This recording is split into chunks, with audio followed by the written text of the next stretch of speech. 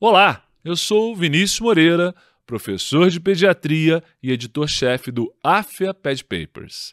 Hoje, nesse vídeo, quando você estiver vendo, a gente estará comentando questões do TEP 2023, da prova do TEP, do título de especialista em pediatria, de 2023. Eu destaquei 20 questões e, por esta razão, a gente vai fazer 2 vídeos. Na parte 1, 10 questões e na segunda parte também 10. Então, vamos a elas, as primeiras 10 questões. Acompanhem comigo.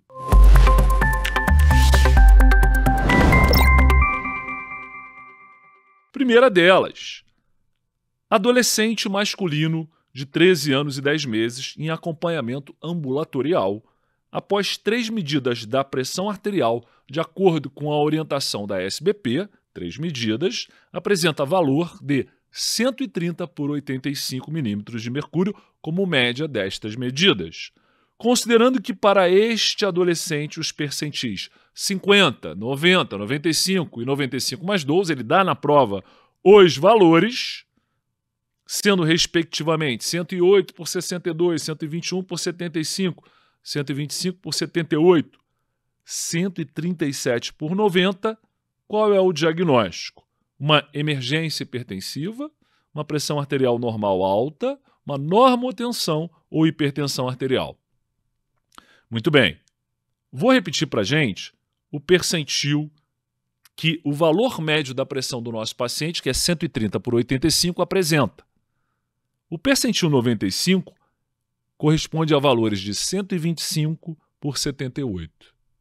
Já o percentil 95 mais 12, 137 por 90. Então, ele está entre um e outro com a pressão de 130 por 85. Ele está entre percentil 95 e 95 mais 12.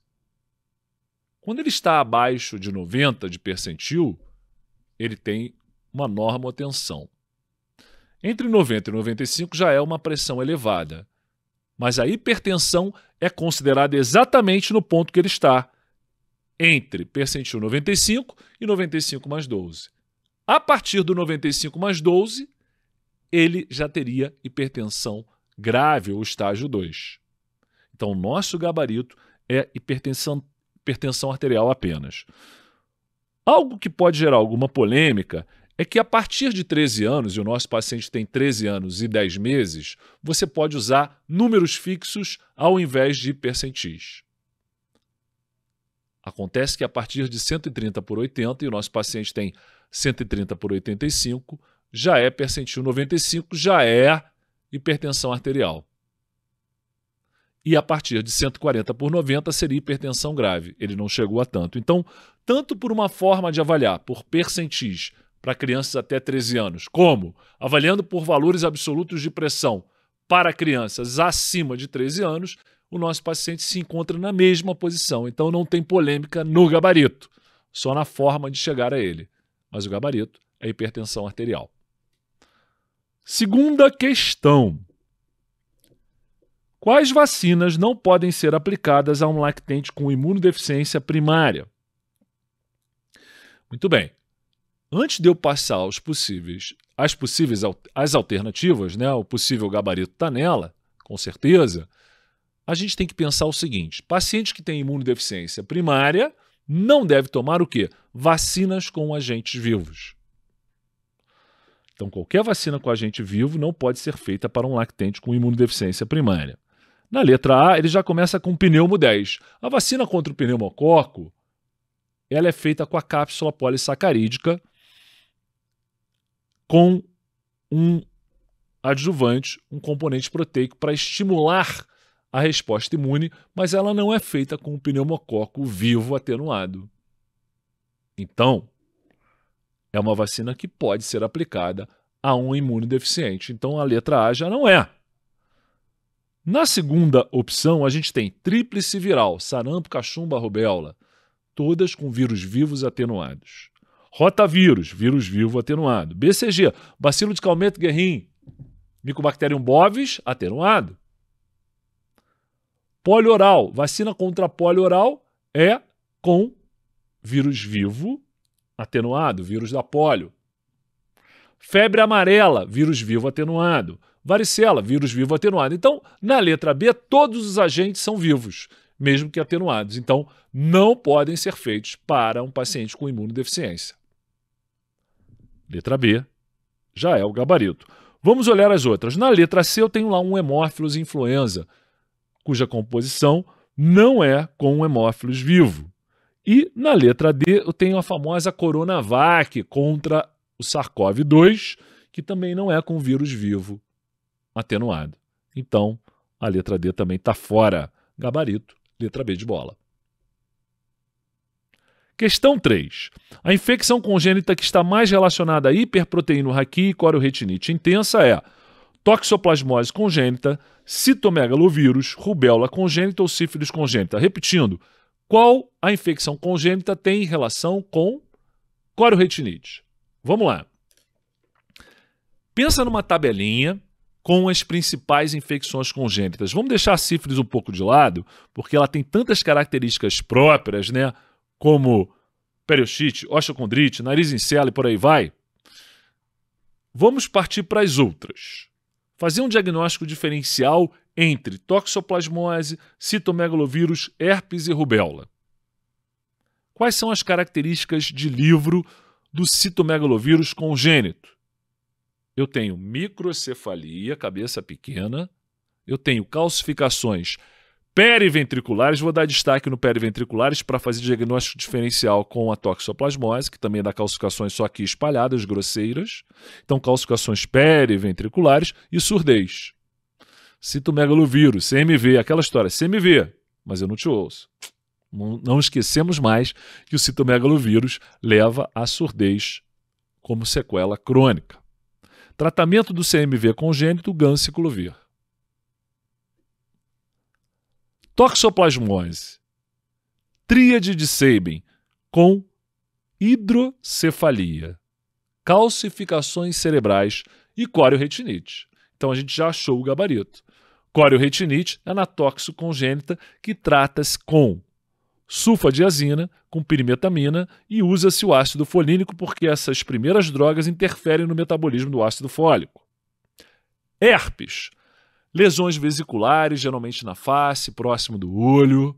Se eu não trato o herpes de transmissão perinatal, o paciente muitas vezes evolui para meningoencefalite viral, herpética, e há uma característica quando o herpes ataca o sistema nervoso central, que é acometimento do lobo temporal, que pode ser visto num eletroencefalo ou num exame de imagem, uma tomografia, uma ressonância, e o tratamento é obrigatório, sendo feito com aciclovir intravenoso por 21 dias. Agora a rubéola. Rubéola é uma infecção congênita que pode se relacionar com a presença de cardiopatia congênita, com uma persistência do canal arterial, com uma estenose pulmonar. E aí, para a gente não esquecer, tem uma tríade da rubéola congênita, lembrando que ela é a infecção congênita correlacionada com cardiopatia. A tríade da rubéola congênita, você desenha o coraçãozinho aqui, ó. Passa pelos olhos, catarata. Passa pelos ouvidos, surdez. E fecha o coração. Catarata, surdez neurosensorial e cardiopatia congênita é a tríade da rubéola congênita, cujo tratamento não é feito de maneira específica, apenas o suporte. Por isso, tão importante prevenir a rubéola congênita com a vacinação da mulher antes dela engravidar. Bem antes, de preferência. Muito bem. Voltando à nossa pergunta, corioretinite intensa é toxoplasmose congênita. Quarta questão. Pré-escolar, 3 anos, é levado à emergência em crise de asma grave, sendo indicado o uso de broncodilatador. Sobre o dispositivo adequado a ser usado considerando esta faixa etária, assinale a alternativa correta. Espaçador e máscara, inalador sem máscara, dispositivos em pó, nebulizadores ultrassônicos. Qual seria a resposta? Bem, criança não usa inalador de pó, né? Tem que ter muito volume corrente para fazer inalador de pó. Criança faz o inalador pressórico, o spray, a famosa bombinha, como dizem as mães, mas precisa de dispositivo intermediário para poder aproveitar a medicação. Para uma criança com menos de 4 anos, o indicado é que ela use o espaçador, aonde em uma extremidade você encaixa o spray, faz o spray ali, o espaçador ligado a uma máscara que fica na face, pegando o nariz e boca. E aí você faz o spray, a criança respira ali, faz 10 a 20 incursões respiratórias e aproveita a medicação. Então já achei a resposta. Ele tem 3 anos, se ele vai usar spray, ele precisa de espaçador e máscara. Letra A, o gabarito. Se ele tivesse entre 4 e 6 anos, eu poderia, não é obrigatório, poderia dispensar a máscara e usar diretamente o espaçador com o bucal encaixado na boca do paciente. E a partir de 6 anos, ou eu uso o espaçador com o bucal diretamente na criança, ou o spray sem o espaçador, o que eu particularmente acho difícil para a criança, porque ela tem que ter toda uma coordenação de soltar o ar, fazer o spray, aspirar, segurar ao máximo a nível pulmonar, não é tão fácil. Mas o nosso gabarito, espaçador e máscara, quando eu uso o spray para o inalador pressórico, para medicação, fazer um beta-2, por exemplo, de curta ação, para uma criança com menos de 4 anos. Muito bem. Próxima questão. Adolescente masculino de 15 anos apresenta queixa de caroço no pescoço. Mãe relata que vem notando aumento de volume em região cervical há 10 semanas, indolor e sem presença de sinais ou sintomas sistêmicos. Exame físico, uma massa de 4 por 5 centímetros, indolor, endurecida e aderida a planos profundos na cadeia cervical anterior direita. TC de tórax, linfonodos aumentados em região mediastinal e tomografia de abdômen normal. Mielograma e biópsia de medula óssea em ambas as cristas ilíacas normais. Hipótese diagnóstica é linfoma não Hodgkin, leucemia mielocítica crônica, linfoma de Hodgkin, doença da arranhadura do gato. Vamos lá. A gente tem um adolescente, 15 anos, com uma massa em região cervical há 10 semanas, é muito tempo. Uma massa de 4 por 5 centímetros é uma massa bem grande. E uma parte ruim, ela é indolor, ela não tem sinais inflamatórios, ela é endurecida, porque se tivesse sinais inflamatórios, eu pensaria em uma adenite inespecífica, infecciosa. Mas aqui eu não tenho sinais inflamatórios e tenho uma massa dura aderida a planos profundos. Tem que pensar em neoplasia. O mielograma e a biópsia de medula óssea normais afastam leucemia, então não é leucemia no diagnóstico. Essa massa endurecida não inflamatória fala contra a doença da arranhadura do gato. E é linfoma Hodgkin ou não Hodgkin? O que dá massa cervical, que dá linfonodos na região mediastinal, é o Hodgkin. Então, gabarito, letra C. O não Hodgkin, em geral, mandíbula, mas mais frequente ainda, o Burkitt abdominal. Próxima questão. Pré-escolar feminino, 2 anos, apresenta febre há 3 dias, tosse com catarro, dificuldade para respirar, diminuição da aceitação alimentar e prostração. Exame físico, mal-estar geral, apática, levemente gemente, com batimento de aletas nasais, pálida, com livedo reticulado e febril. Temperatura 38,5. Frequência respiratória de 60, o que está aumentado para uma criança de 2 anos. Frequência cardíaca de 160, pressão arterial, anota aí, 65 por 30. Considerando que o limite, independente da idade, o limite de percentil 5 é 70, abaixo de 70 de sistólica, essa paciente está hipotensa. Saturando 92 em ar ambiente, tem no aparelho respiratório crepitação em hemitórax direito, tiragem intercostal e subdiafragmática. Ausculta cardíaca, nada chama atenção. Fígado no rebordo costal direito, extremidades frias e enchimento capilar de 6 segundos. Muito, muito, muito lento, falando a favor de um quadro de choque. Administrado antitérmico, o quadro não se alterou, porque às vezes a extremidade fria é pela febre, mas nesse caso o enchimento capilar de 6 segundos. Diagnóstico e condutas imediatas. Vamos voltar aqui um pouquinho na questão para a gente poder ir para as alternativas de maneira assertiva. Vamos lá.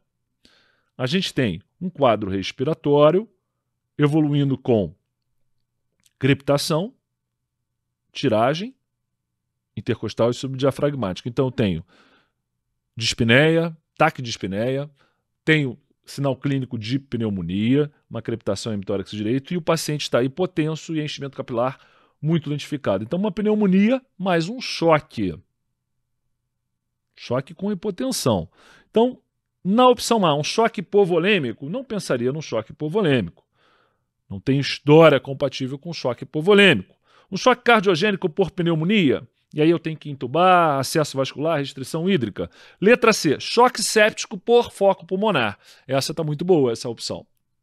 Choque séptico por foco pulmonar. De fato, a criança está chocada e a infecção primária vem do pulmão. Então, oferecer acesso vascular, fazer volume em etapa rápida, 10 a 20 ml por quilo de cristalóide. Essa resposta está boa. Poderia ser mais completa. A gente deveria começar antibiótico imediatamente. Letra D, choque cardiogênico, oferecer acesso vascular, drogas inotrópicas, restrição hídrica. Eu não estou dizendo que talvez não precisemos aí de inotrópicos, mas o choque na sua origem, ele não é cardiogênico, ele é séptico. Então, letra C é o nosso gabarito, choque séptico por foco pulmonar. Questão 7. E essa deu muita polêmica.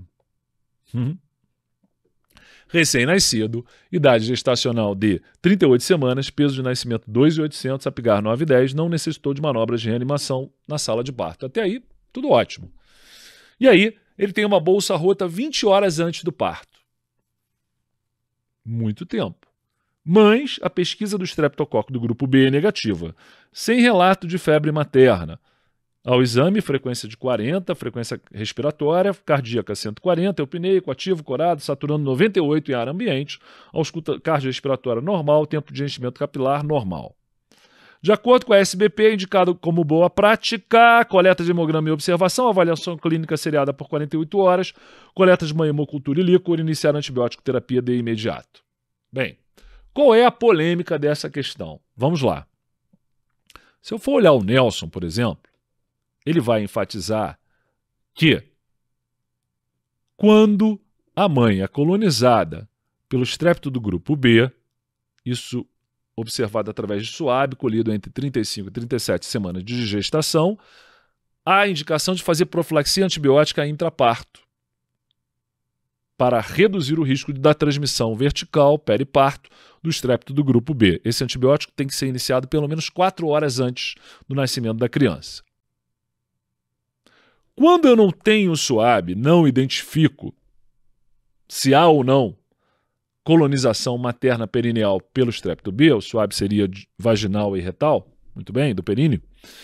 Quando eu não tenho esse SUAB, não tenho esse resultado, eu vou lançar mão de fatores de risco para a infecção.